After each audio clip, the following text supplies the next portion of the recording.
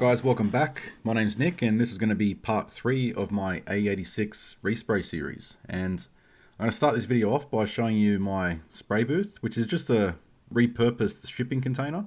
You may have seen it in the previous video in the background, and all it is like a custom container that was made to ship some type of heavy machinery.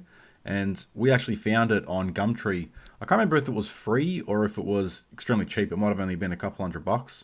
And we could fully disassemble it, so there was like 6 pieces that would just bolt together. So it was quite easy for us to just throw on the car trailer and move around. And my old man had an old extraction fan for a spray booth. He's just had it for as long as I can remember. It's just been sitting around, and it was a perfect opportunity to put that to use. And we cut a hole in the side of the booth. So in hindsight, it's not the perfect spray booth, but for what I'm using it for, it's pretty good. Couple of the issues that I had with it was a bit too narrow, so getting in between the car and the wall while I was spraying it was a bit tight, and also we could have done a lot better with the lighting. So while I was spraying, I was sometimes struggling to see what I was doing, but other than that, for what I was doing, it was perfect. So we threw the fan on there, we made a custom door and filter, and it ended up working perfectly for me, so I was quite happy with it at the end of the day, even though it's not perfect. And like I've said in previous videos, we're just maintaining that same trend of just making do with what I have and making it happen. And obviously understand I'm very lucky to be able to use the farm and have a place to store this spray booth. And when it's not a spray booth, it's obviously a storage container, so we can park cars in there or whatever. So that's what I use to spray the car. And for this video, we're going to be spraying the interior, and I ended up using a Raptor liner for the interior. And obviously, like I've said in the past too, before I actually spray the Raptor liner, I need to prep the surface, because up until this point, all I've really done is scrape the old paint off, and it's not prepped. So I went through and gave everything a good sand, and cleaned everything right up, blew everything out with the air line, and yeah, got the car ready to spray the interior.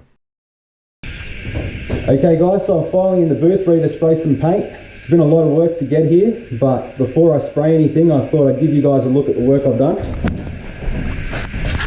Right now I'm going to spray the interior. That's going to be the first job. I've tried my best to get rid of all this white paint, but it stuck to this matting pretty good.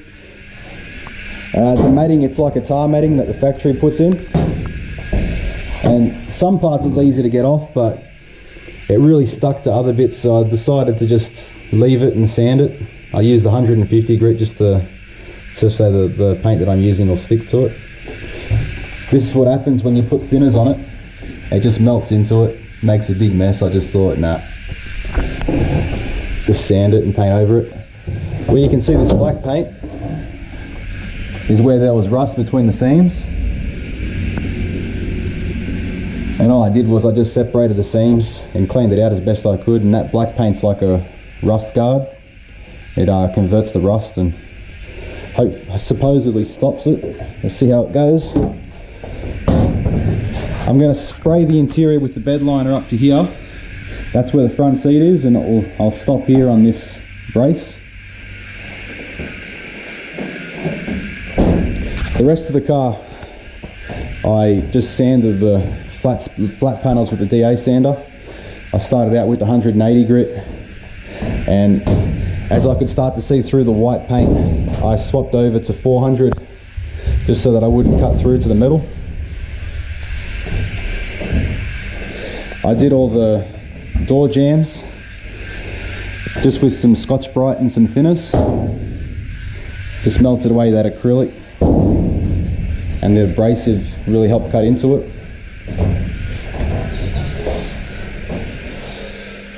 So I was pretty happy with how I could get all the white paint out.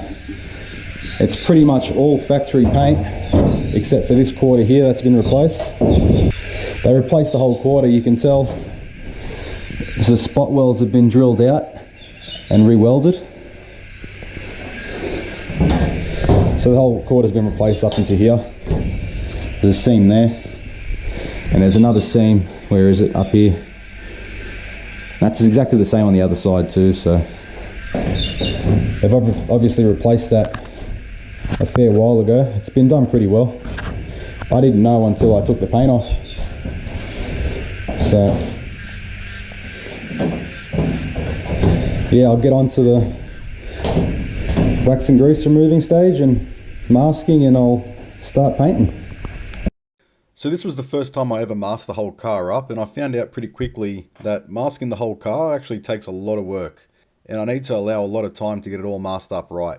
In my head, I was actually thinking that I'd quickly get the car masked up and just get the interior sprayed before the end of the day, but that obviously never happened, and I ended up leaving it for the next morning, coming out first thing and spraying the interior then. So as you can see here, I was actually using a Phoenixa brand masking film, and this stuff was actually worth its weight in gold. It was super cheap. I think for the roll it was like 30 bucks, and it just made my life so much easier when it come time to mask the car.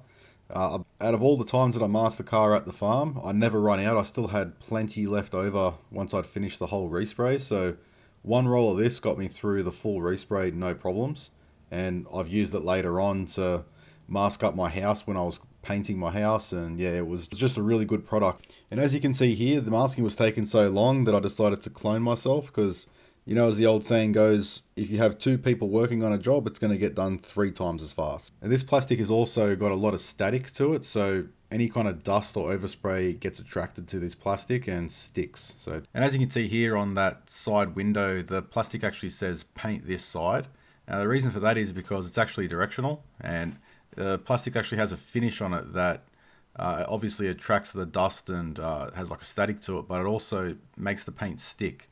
So there's a lot less of a chance for paint to flake off when you run past it with like a high pressure airline or a spray gun.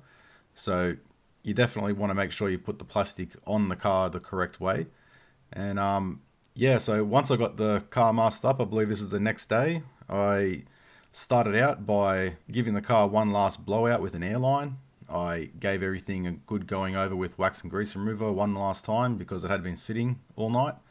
And yeah, it was ready to go. So what I did first was I decided I wanted to seal up any of this old acrylic paint that I didn't get off, and also the tar matting. I wanted to seal up with a 1K primer just to give it a barrier between that old stuff and the 2-pack bed liner that I'm going to be spraying, just to help prevent any kind of reactions or issues in the during the spray. So yeah, the paint that I'm going to be spraying the interior with here is called Raptor Liner, and it's originally designed for truck beds. You could, you know, the idea is that you can throw tools and toolboxes and equipment in the back and it's not going to damage the paint. It's like really hard wearing stuff.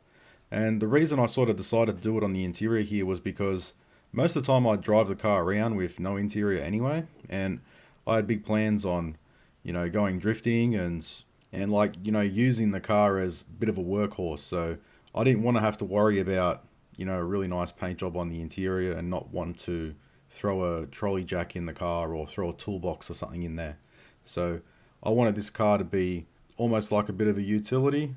So, you know, like 86s have got a really large boot space, so you can throw an awful lot back there. Tires, wheels, whatever you like. So I wanted it to be the sort of boot where I could just throw anything I want in there, throw tools, jacks in there, and not worry about scratching anything. And that's exactly what this Raptor liner is great for. And I did use it in that fashion for very many years with no issues. Like, it never chipped anything off, never really scratched the paint. It just lasted, and it was just really hard wearing stuff. But in hindsight, I probably wouldn't use Raptor liner again on the interior. It's great paint, but for this car, in the future, what ended up happening was I ended up using a Dynamat to try and quiet the interior down a little bit.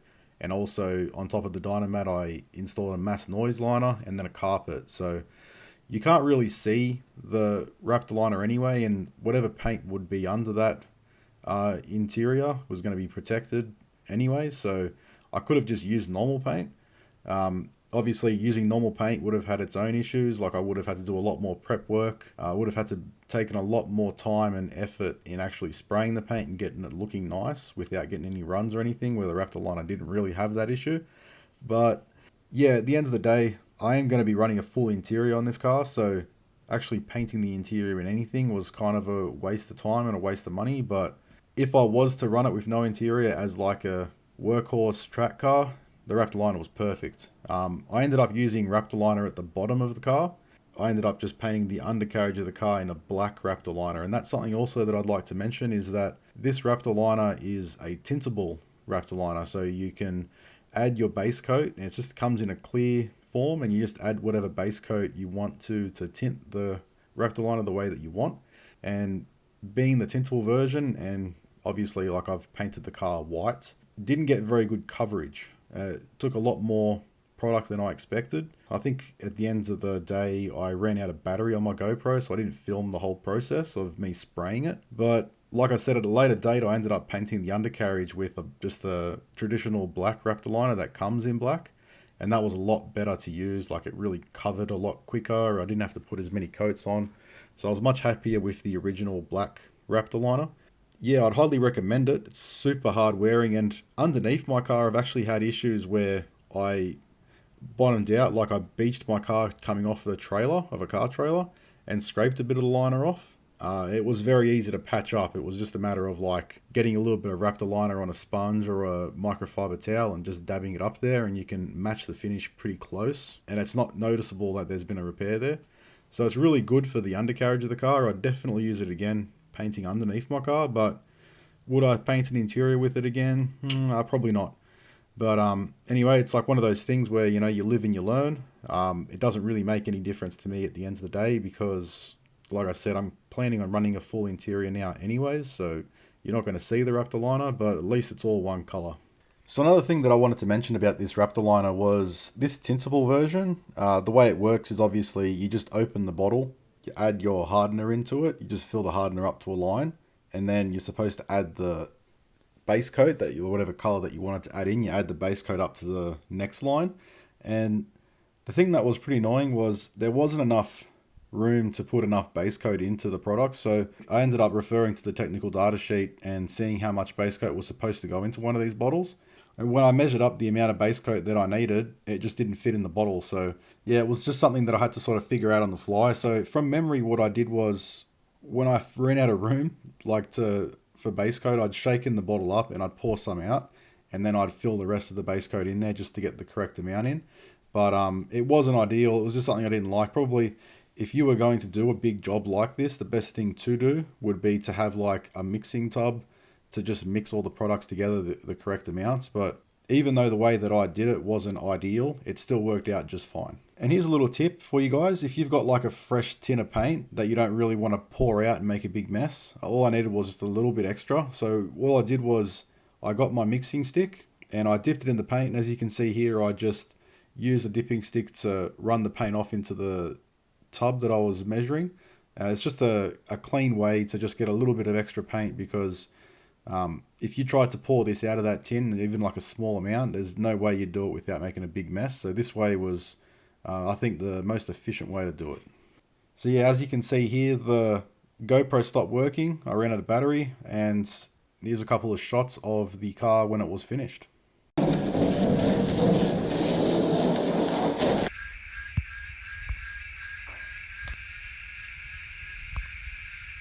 So that'll be it for this video, guys. If you liked the video, be sure to like, comment, and subscribe. And stay tuned for part 4, where we get the car back in the spray booth and we finally get a coat of primer on the exterior of the car. Thanks for watching, and I'll see you guys next time.